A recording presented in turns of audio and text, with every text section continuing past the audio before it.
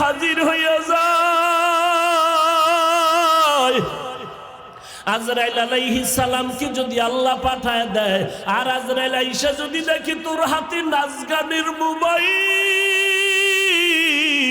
তুই বসে বসে নাচ দেখতেছো, গান শুনতেছো, আজান হইতেছে, তোর গানের আওয়াজ বন্ধ হয় না, তোর নাটক বন্ধ হয় না, কত মেয়ের চরিত্রের উপরে আঘাত করতেছো, কত মানুষের জীবনটাকে দুনিয়ার থেকে বরবাদ করে দিয়েছো।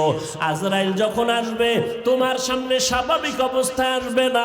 আল্লাহর নবী বলেন এই গুনাহগার নাফরমানের সামনে আজরাইল এমন বিকট আকৃতি ধারণ করবে, মাথা আসমানে, পা জমিনে, এক হাত মাশরিক আর এক হাত মাগরিবে, চোখগুলো নীল নদের মতো বড় বড়, দেখিয়া ওর কলিজা উল্টায় যাবে, পাগলের মতো হয়ে যাবে।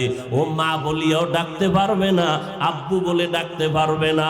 আজরাইল আইসা রুহুটা যখন ধরার জন্য শরীরের উপরে কদম রাখবে, রুহুটা শরীরের জোড়ায় জোড়ায় জোড়ায় জোড়ায় পালাইতে থাকবে, বের হইতে চাইবে না। চরম